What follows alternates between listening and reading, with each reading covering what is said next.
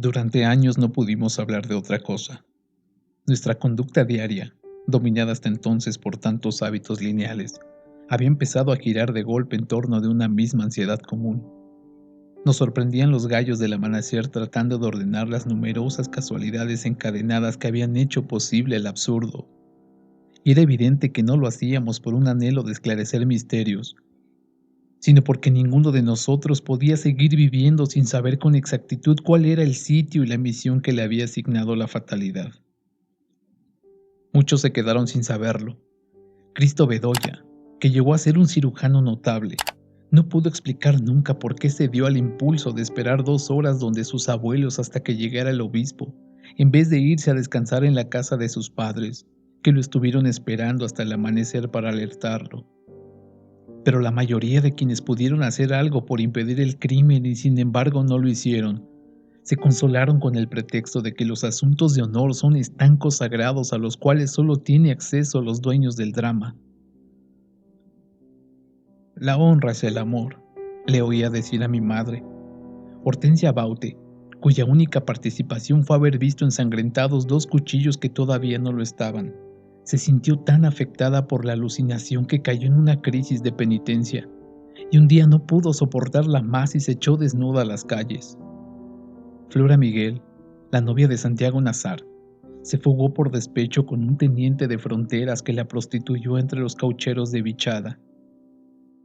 Aura Villeros, la comadrona que había ayudado a nacer a 3 generaciones, sufrió un espasmo de la vejiga cuando conoció la noticia, y hasta el día de su muerte necesitó una sonda para orinar. Don Rogelio de la Flor, el buen marido de Clotilde Armenta, que era un prodigio de vitalidad a los 86 años, se levantó por última vez para ver cómo desguazaban a Santiago Nazar contra la puerta cerrada de su propia casa, y no sobrevivió a la conmoción. Plácida Linero había cerrado esa puerta en el último instante, pero se liberó a tiempo de la culpa. La cerré porque Divina Flor me juró que había visto entrar a mi hijo, me contó, y no era cierto. Por el contrario, nunca se perdonó el haber confundido el augurio magnífico de los árboles con el infausto de los pájaros, y sucumbió a la perniciosa costumbre de su tiempo de masticar semillas de cardamina. 12 días después del crimen, el instructor del sumario se encontró con un pueblo en carne viva, en la sórdida oficina de tablas del Palacio Municipal, bebiendo café de olla con ron de caña contra los espejismos del calor. Tuvo que pedir tropas de refuerzo para encauzar a la muchedumbre que se precipitaba a declarar sin ser llamada, ansiosa de exhibir su propia importancia en el drama.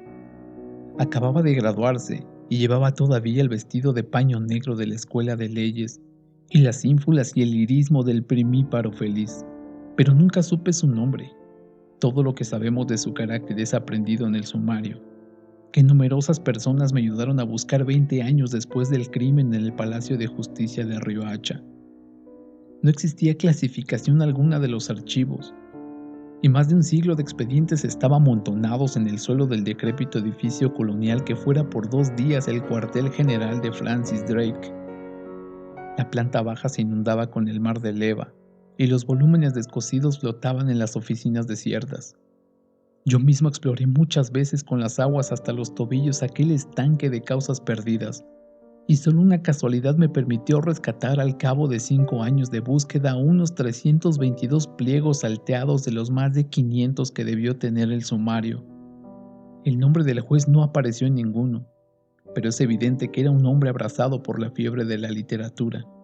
Sin duda había leído a los clásicos españoles y algunos latinos, y conocía muy bien a Nietzsche, que era el autor de moda entre los magistrados de su tiempo. Las notas marginales, y no solo por el color de la tinta, parecían escritas con sangre.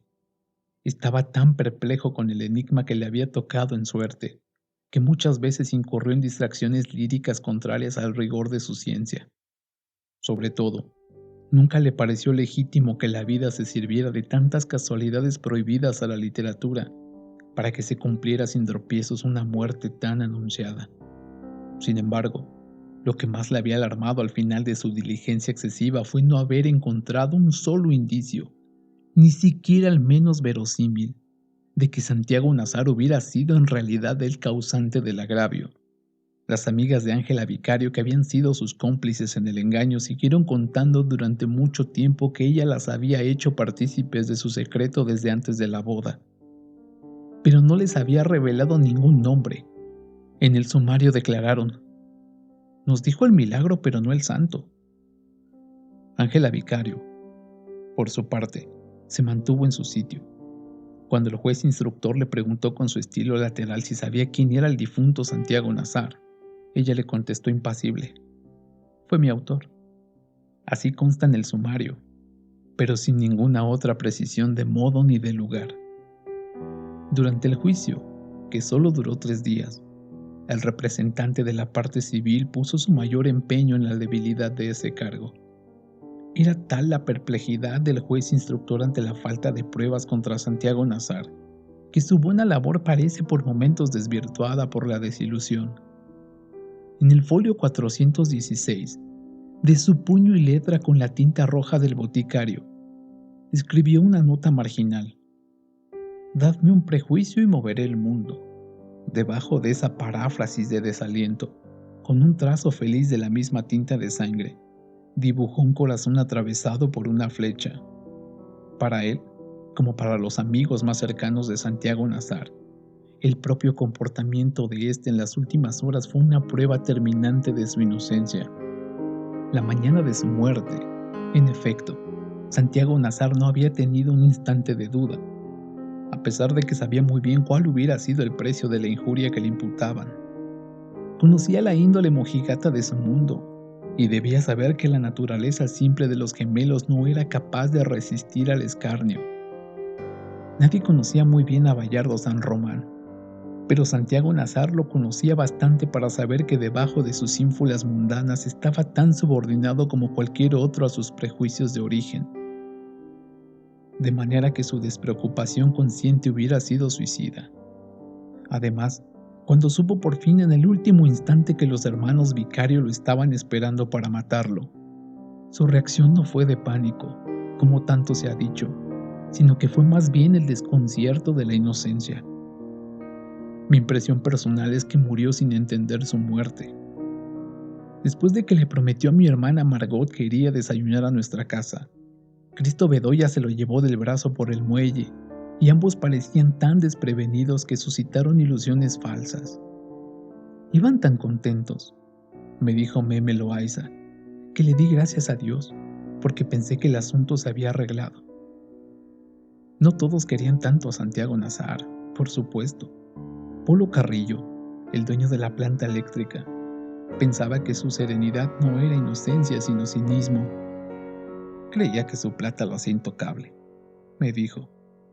Fausta López, su mujer, comentó: "Como todos los turcos". Indalecio Pardo acababa de pasar por la tienda de Clotilde Armenta, y los gemelos le habían dicho que tan pronto como se fuera el obispo matarían a Santiago Nazar. Pensó, como tantos otros, que eran fantasías de amanecidos, pero Clotilde Armenta le hizo ver que era cierto y le pidió que alcanzara a Santiago Nazar para prevenirlo. "Ni te molestes", le dijo Pedro Vicario. "De todos modos es como si ya estuviera muerto". Era un desafío demasiado evidente. Los gemelos conocían los vínculos de Indalecio Pardo y Santiago Nazar, y debieron pensar que era la persona adecuada para impedir el crimen sin que ellos quedaran en vergüenza. Pero Indalecio Pardo encontró a Santiago Nazar llevado del brazo por Cristo Bedoya entre los grupos que abandonaban el puerto, y no se atrevió a prevenirlo. "Se me aflojó la pasta", me dijo. Le dio una palmada en el hombro a cada uno y los dejó seguir. Ellos apenas lo advirtieron, pues continuaban abismados en las cuentas de la boda. La gente se dispersaba hacia la plaza en el mismo sentido que ellos. Era una multitud apretada, pero Escolástica Cisneros creyó observar que los dos amigos caminaban en el centro sin dificultad, dentro de un círculo vacío, porque la gente sabía que Santiago Nazar iba a morir y no se atrevían a tocarlo. También Cristo Bedoya recordaba una actitud distinta hacia ellos. "Nos miraban como si lleváramos la cara pintada", me dijo. Más aún, Sara Noriega abrió su tienda de zapatos en el momento en que ellos pasaban, y se espantó con la palidez de Santiago Nazar, pero él la tranquilizó. «Imagínese, niña Sara», le dijo sin detenerse, «con este guayabo». Celeste Dangond estaba sentado en pijama en la puerta de su casa, burlándose de los que se quedaron vestidos para saludar al obispo, e invitó a Santiago Nazar a tomar café. Fue para ganar tiempo mientras pensaba, me dijo, pero Santiago Nazar le contestó que iba deprisa a cambiarse de ropa para desayunar con mi hermana. Me hice bolas, me explicó Celeste Dangond, pues de pronto me pareció que no podían matarlo si estaba tan seguro de lo que iba a hacer. Yamil Shayyum fue el único que hizo lo que se había propuesto. Tan pronto como conoció el rumor, salió a la puerta de su tienda de géneros y esperó a Santiago Nazar para prevenirlo. Era uno de los últimos árabes que llegaron con Ibrahim Nazar. Fue su socio de barajas hasta la muerte y seguía siendo el consejero hereditario de la familia. Nadie tenía tanta autoridad como él para hablar con Santiago Nazar. Sin embargo, pensaba que si el rumor era infundado le iba a causar una alarma inútil, y prefirió consultarlo primero con Cristo Bedoya por si éste estaba mejor informado. Lo llamó al pasar. Cristo Bedoya le dio una palmadita en la espalda a Santiago Nazar, ya en la esquina de la plaza, y acudió al llamado de Yamil Shayyum. «Hasta el sábado», le dijo. Santiago Nazar no le contestó, sino que se dirigió en árabe a Yamil Shayyum, y éste le replicó también en árabe, torciéndose de risa. «Era un juego de palabras con que nos divertíamos siempre», me dijo Yamil Shayyum. Sin detenerse, Santiago Nazar les hizo a ambos una señal de adiós con la mano y dobló la esquina de la plaza. Fue la última vez que lo vieron. Cristo Bedoya tuvo tiempo apenas de escuchar la información de Yamil Shayyum cuando salió corriendo de la tienda para alcanzar a Santiago Nazar. Lo había visto doblar la esquina, pero no lo encontró entre los grupos que empezaban a dispersarse en la plaza. Varias personas a quienes les preguntó por él le dieron la misma respuesta. «Acabo de verlo contigo».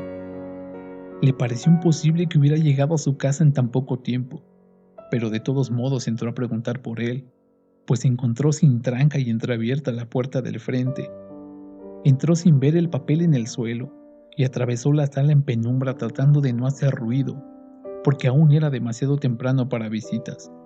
Pero los perros alborotaron en el fondo de la casa y salieron a su encuentro. Los calmó con las llaves, como lo había aprendido del dueño, y siguió acosado por ellos hasta la cocina. En el corredor se cruzó con Divina Flor, que llevaba un cubo de agua y un trapero para pulir los pisos de la sala. Ella le aseguró que Santiago Nazar no había vuelto. Victoria Guzmán acababa de poner en el fogón el guiso de conejos cuando él entró en la cocina. Ella comprendió de inmediato. El corazón se le estaba saliendo por la boca, me dijo. Cristo Bedoya le preguntó si Santiago Nazar estaba en casa, y ella le contestó con un candor fingido que aún no había llegado a dormir. «¿Es en serio?», le dijo Cristo Bedoya. «Lo están buscando para matarlo». A Victoria Guzmán se le olvidó el candor. «Esos pobres muchachos no matan a nadie», dijo. «Están bebiendo desde el sábado», dijo Cristo Bedoya. «Por lo mismo», replicó ella. «No hay borracho que se coma su propia caca». Cristo Bedoya volvió a la sala, donde Divina Flor acababa de abrir las ventanas. «Por supuesto que no estaba lloviendo», me dijo Cristo Bedoya. «Apenas iban a ser las 7 y ya entraba un sol dorado por las ventanas». Le volvió a preguntar a Divina Flor si estaba segura de que Santiago Nazar no había entrado por la puerta de la sala. Ella no estuvo entonces tan segura como la primera vez. Le preguntó por Plácida Linero. Ella le contestó que hacía un momento le había puesto el café en la mesa de noche, pero no la había despertado. Así era siempre. Despertaría a las 7, se tomaría el café y bajaría a dar las instrucciones para el almuerzo. Cristo Bedoya miró el reloj. Eran las 6:56. Entonces subió al segundo piso para convencerse de que Santiago Nazar no había entrado. La puerta del dormitorio estaba cerrada por dentro, porque Santiago Nazar había salido a través del dormitorio de su madre. Cristo Bedoya no solo conocía la casa tan bien como la suya, sino que tenía tanta confianza con la familia que empujó la puerta del dormitorio de Plácida Linero para pasar desde allí al dormitorio contiguo. Un haz de sol polvoriento entraba por la claraboya, y la hermosa mujer dormida en la hamaca, de costado, con la mano de novia en la mejilla, tenía un aspecto irreal. Fue como una aparición, me dijo Cristo Bedoya. La contempló un instante, fascinado por su belleza, y luego atravesó el dormitorio en silencio. Pasó de largo frente al baño y entró en el dormitorio de Santiago Nazar. La cama seguía intacta, y en el sillón estaba el sombrero de jinete, y en el suelo estaban las botas junto a las espuelas. En la mesa de noche el reloj de pulsera de Santiago Nazar marcaba las 6:58. De pronto pensé que había vuelto a salir armado, me dijo Cristo Bedoya, pero encontró la Magnum en la gaveta de la mesa de noche. Nunca había disparado un arma, me dijo Cristo Bedoya, pero resolví coger el revólver para llevárselo a Santiago Nazar. Se lo ajustó en el cinturón, por dentro de la camisa, y solo después del crimen se dio cuenta de que estaba descargado. Plácida Linero apareció en la puerta con el pocillo de café en el momento en que él cerraba la gaveta. ¡Santo Dios!, exclamó ella. ¡Qué susto me has dado! Cristo Bedoya también se asustó. La vio en plena luz, con una bata de alondras doradas y el cabello revuelto, y el encanto se había desvanecido. Explicó un poco confuso que había entrado a buscar a Santiago Nazar. Se fue a recibir al obispo, dijo Plácida Linero. Pasó de largo, dijo él. Lo suponía, dijo ella. Es el hijo de la peor madre. No siguió, porque en ese momento se dio cuenta de que Cristo Bedoya no sabía dónde poner el cuerpo. Espero que Dios me haya perdonado, me dijo Plácida Linero, pero lo vi tan confundido que de pronto se me ocurrió que había entrado a robar. Le preguntó qué le pasaba. Cristo Bedoya era consciente de estar en una situación sospechosa, pero no tuvo valor para revelarle la verdad. Es que no he dormido ni un minuto, le dijo. Se fue sin más explicaciones. De todos modos, me dijo ella, siempre se imaginaba que le estaban robando. En la plaza se encontró con el padre Amador que regresaba a la iglesia con los ornamentos de la misa frustrada. Pero no le pareció que pudiera hacer por Santiago Nazar nada distinto de salvarle el alma. Iba otra vez hacia el puerto cuando sintió que lo llamaban desde la tienda de Clotilde Armenta. Pedro Vicario estaba en la puerta, lívido y desgreñado, con la camisa abierta y las mangas enrolladas hasta los codos, y con el cuchillo vasto que él mismo había fabricado con una hoja de cegueta.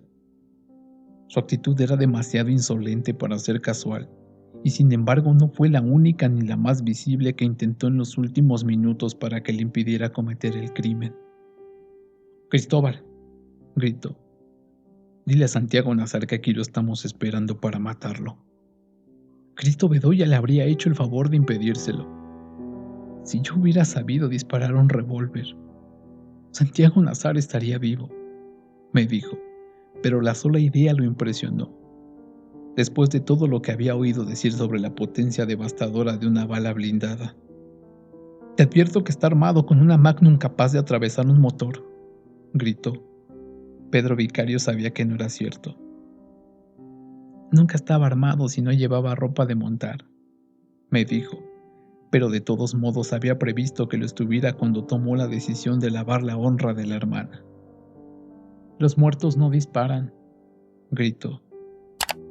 Pablo Vicario apareció entonces en la puerta.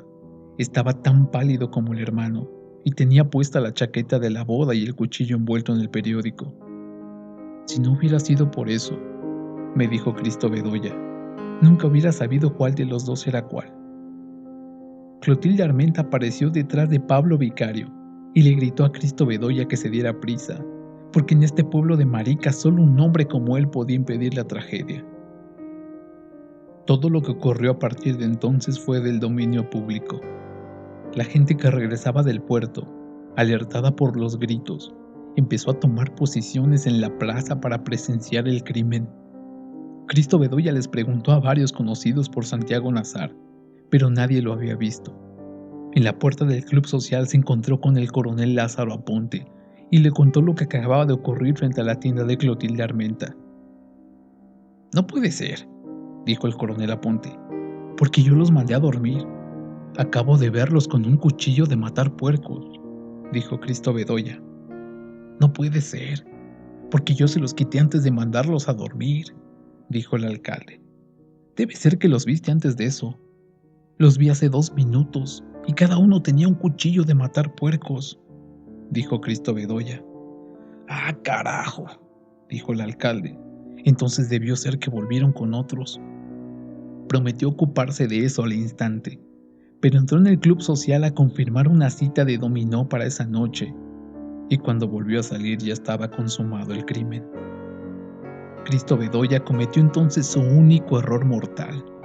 Pensó que Santiago Nazar había resuelto a última hora desayunar en nuestra casa antes de cambiarse de ropa, y allá se fue a buscarlo. Se apresuró por la orilla del río, preguntándole a todo el que encontraba si lo había visto pasar, pero nadie le dio razón. No se alarmó, porque había otros caminos para nuestra casa. Próspera Arango, la cachaca, le suplicó que hiciera algo por su padre que estaba agonizando en el sardinel de su casa, inmune a la bendición fugaz del obispo. «Yo lo había visto al pasar», me dijo mi hermana Margot, «y ya tenía cara de muerto». Cristo Bedoya demoró 4 minutos en establecer el estado del enfermo y prometió volver más tarde para un recurso de urgencia, pero perdió 3 minutos más ayudando a Próspera Arango a llevarlo hasta el dormitorio. Cuando volvió a salir sintió gritos remotos y le pareció que estaban reventando cohetes por el rumbo de la plaza. Trató de correr, pero se lo impidió el revólver mal ajustado en la cintura. Al doblar la última esquina reconoció de espaldas a mi madre que llevaba casi a rastras al hijo menor. «Luisa Santiago», le gritó, «¿dónde está su ahijado?». Mi madre se volvió apenas con la cara bañada en lágrimas. «Ay, hijo», contestó, «dicen que lo mataron». Así era. Mientras Cristo Bedoya lo buscaba, Santiago Nazar había entrado en la casa de Flora Miguel, su novia, justo a la vuelta de la esquina donde él lo vio por última vez. «No se me ocurrió que estuviera allí», me dijo, «porque esa gente no se levantaba nunca antes de mediodía. Era una versión corriente que la familia entera dormía hasta las 12 por orden de Nahir Miguel, el varón sabio de la comunidad. Por eso Flora Miguel, que ya no se cocinaba en 2 aguas, se mantenía como una rosa», dice Mercedes. La verdad es que dejaban la casa cerrada hasta muy tarde, como tantas otras, pero eran gentes tempraneras y laboriosas. Los padres de Santiago Nazar y Flora Miguel se habían puesto de acuerdo para casarlos. Santiago Nazar aceptó el compromiso en plena adolescencia y estaba resuelto a cumplirlo, tal vez porque tenía del matrimonio la misma concepción utilitaria que su padre. Flora Miguel, por su parte, gozaba de una cierta condición floral, pero carecía de gracia y de juicio y había servido de madrina de bodas a toda su generación, de modo que el convenio fue para ella una solución providencial. Tenían un noviazgo fácil, sin visitas formales ni inquietudes del corazón. La boda, varias veces diferida, estaba fijada por fin para la próxima Navidad. Flora Miguel despertó aquel lunes con los primeros bramidos del buque del obispo, y muy poco después se enteró de que los gemelos vicarios estaban esperando a Santiago Nazar para matarlo. A mi hermana la monja, la única que habló con ella después de la desgracia, le dijo que no recordaba siquiera quién se lo había dicho. «Solo sé que a las 6 de la mañana todo el mundo lo sabía», le dijo. Sin embargo, le pareció inconcebible que a Santiago Nazar lo fueran a matar, y en cambio se le ocurrió que lo iban a casar a la fuerza con Ángela Vicario para que le devolviera la honra. Sufrió una crisis de humillación. Mientras medio pueblo esperaba al obispo, ella estaba en su dormitorio llorando de rabia y poniendo en orden el cofre de las cartas que Santiago Nazar le había mandado desde el colegio. Siempre que pasaba por la casa de Flora Miguel, aunque no hubiera nadie, Santiago Nazar raspaba con las llaves la tela metálica de las ventanas. Aquel lunes, ella lo estaba esperando con el cofre de cartas en el regazo. Santiago Nazar no podía verla desde la calle, pero en cambio ella lo vio acercarse a través de la red metálica desde antes de que la raspara con las llaves. «Entra», le dijo. Nadie, Ni siquiera un médico había entrado en esa casa a las 6:45 de la mañana. Santiago Nazar acababa de dejar a Cristo Bedoya en la tienda de Yamil Shayum, y había tanta gente pendiente de él en la plaza que no era comprensible que nadie lo viera entrar en casa de su novia. El juez instructor buscó siquiera una persona que lo hubiera visto, y lo hizo con tanta persistencia como yo, pero no fue posible encontrarla. En el folio 382 del sumario escribió otra sentencia marginal con tinta roja: la fatalidad nos hace invisibles. El hecho es que Santiago Nazar entró por la puerta principal, a la vista de todos, y sin hacer nada por no ser visto. Flora Miguel lo esperaba en la sala, verde de cólera, con uno de los vestidos de arandelas infortunadas que solía llevar en las ocasiones memorables, y le puso el cofre en las manos. «Aquí tienes», le dijo, «y ojalá te maten». Santiago Nazar quedó tan perplejo que el cofre se le cayó de las manos y sus cartas sin amor se regaron por el suelo. Trató de alcanzar a Flora Miguel en el dormitorio, pero ella cerró la puerta y puso la aldaba. Tocó varias veces y la llamó con una voz demasiado apremiante para la hora, así que toda la familia acudió alarmada. Entre consanguíneos y políticos, mayores y menores de edad, eran más de 14. El último que salió fue Nahir Miguel, el padre, con la barba colorado y la chilaba de beduino que trajo de su tierra y que siempre usó dentro de la casa. Yo lo vi muchas veces, y era inmenso y parsimonioso, pero lo que más me impresionaba era el fulgor de su autoridad. «Flora», llamó en su lengua, «abre la puerta». Entró en el dormitorio de la hija, mientras la familia contemplaba absorta a Santiago Nazar. Estaba arrodillado en la sala, recogiendo las cartas del suelo y poniéndolas en el cofre. Parecía una penitencia, me dijeron. Nahir Miguel salió del dormitorio al cabo de unos minutos. Hizo una señal con la mano y la familia entera desapareció. Siguió hablando en árabe a Santiago Nazar. Desde el primer momento comprendí que no tenía la menor idea de lo que estaba diciendo. Me dijo. Entonces le preguntó en concreto si sabía que los hermanos Vicario lo buscaban para matarlo. Se puso pálido y perdió de tal modo el dominio que no era posible creer que estaba fingiendo. Me dijo. Coincidió en que su actitud no era tanto de miedo como de turbación. Tú sabrás si ellos tienen razón o no, le dijo. Pero en todo caso, ahora no te quedan sino dos caminos. O te escondes aquí, que es tu casa, o sales con mi rifle. No entiendo un carajo, dijo Santiago Nazar. Fue lo único que alcanzó a decir, y lo dijo en castellano. Parecía un pajarito mojado, me dijo Nahir Miguel. Tuvo que quitarle el cofre de las manos porque él no sabía dónde dejarlo para abrir la puerta. Serán 2 contra 1, le dijo. Santiago Nazar se fue. La gente se había situado en la plaza como en los días de desfiles. Todos lo vieron salir y todos comprendieron que ya sabía que lo iban a matar, y estaba tan azorado que no encontraba el camino de su casa.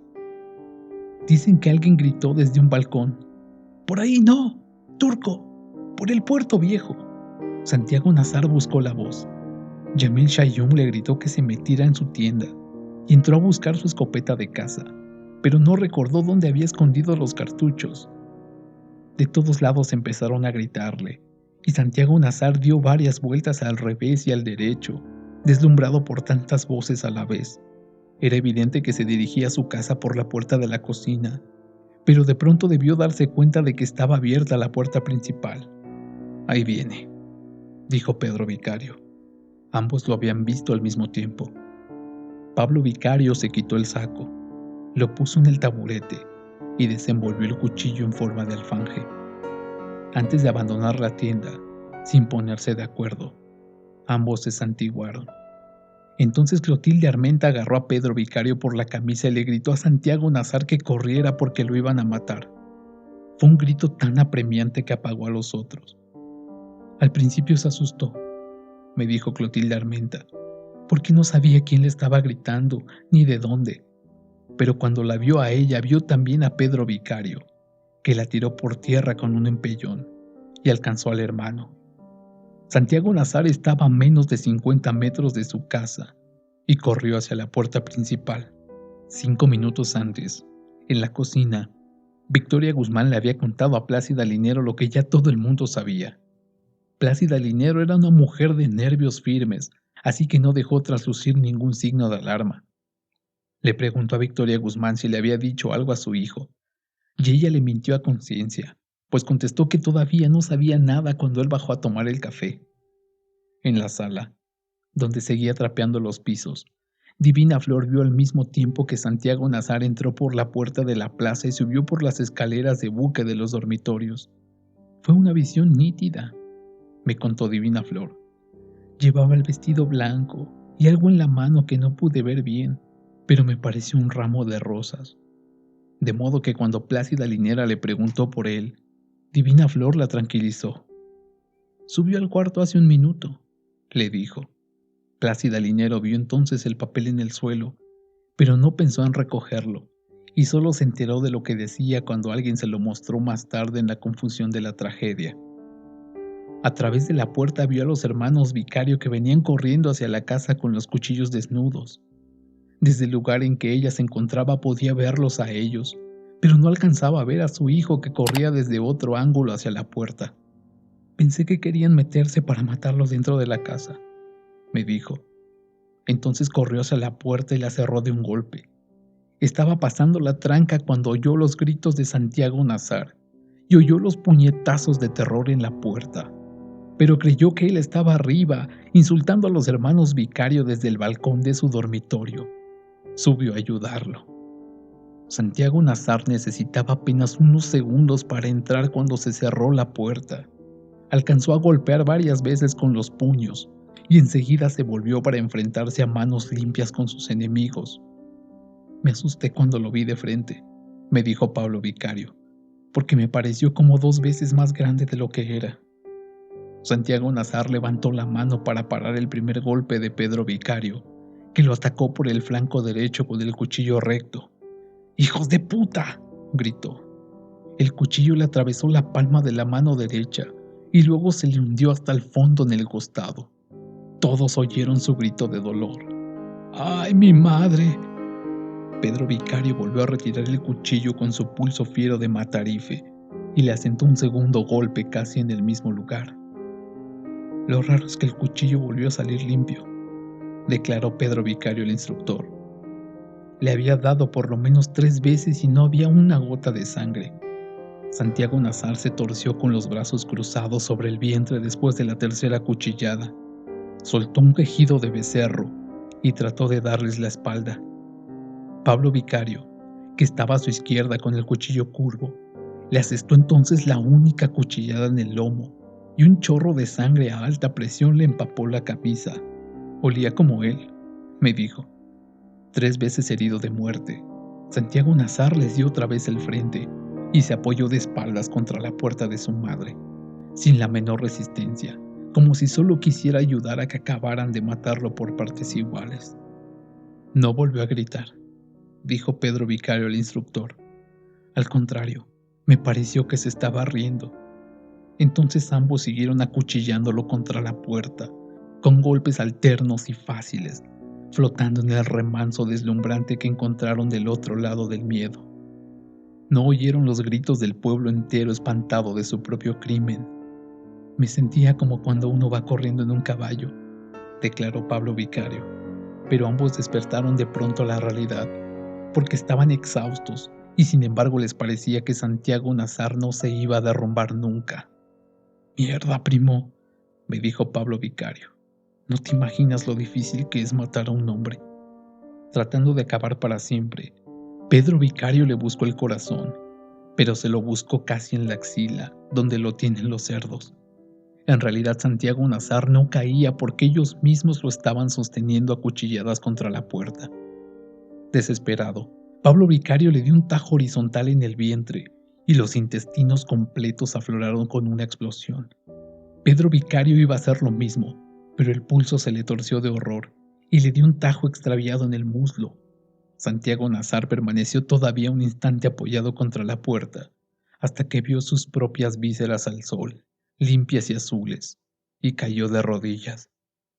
Después de buscarlo a gritos por los dormitorios, oyendo sin saber dónde otros gritos que no eran los suyos, Plácida Linero se asomó a la ventana de la plaza y vio a los gemelos Vicario que corrían hacia la iglesia.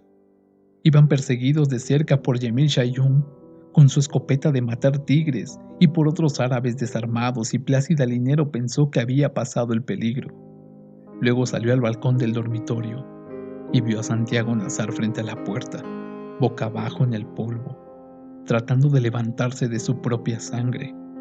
Se incorporó de medio lado y se echó a andar en un estado de alucinación, sosteniendo con las manos las vísceras colgantes. Caminó más de 100 metros para darle la vuelta completa a la casa y entrar por la puerta de la cocina. Tuvo todavía bastante lucidez para no ir por la calle, que era el trayecto más largo, sino que entró por la casa contigua. Poncho Lanao, su esposa y sus 5 hijos no se habían enterado de lo que acababa de ocurrir a 20 pasos de su puerta. Oímos la gritería, me dijo la esposa, pero pensamos que era la fiesta del obispo. Empezaban a desayunar cuando vieron entrar a Santiago Nazar empapado de sangre, llevando en las manos el racimo de sus entrañas. Poncho Lanao me dijo, lo que nunca pude olvidar fue el terrible olor a mierda. Pero Argénida Lanao, la hija mayor, contó que Santiago Nazar caminaba con la prestancia de siempre, midiendo bien los pasos, y que su rostro de sarraceno con los rizos alborotados estaba más bello que nunca. Al pasar frente a la mesa le sonrió y siguió a través de los dormitorios hasta la salida posterior de la casa. Nos quedamos paralizados del susto, me dijo Argénida Lanao. Mi tía Gwenefrida Márquez estaba desescamando un sábalo en el patio de su casa al otro lado del río y lo vio descender las escalinatas del muelle antiguo buscando con paso firme el rumbo de su casa. «Santiago, hijo», le gritó, «¿qué te pasa?». Santiago Nazar la reconoció. «Que me mataron, niña Güene», dijo. Tropezó en el último escalón, pero se incorporó de inmediato. Hasta tuvo el cuidado de sacudir con la mano la tierra que le quedó en las tripas, me dijo mi tía Güene. Después entró en su casa por la puerta trasera, que estaba abierta desde las 6, y se derrumbó de bruces en la cocina.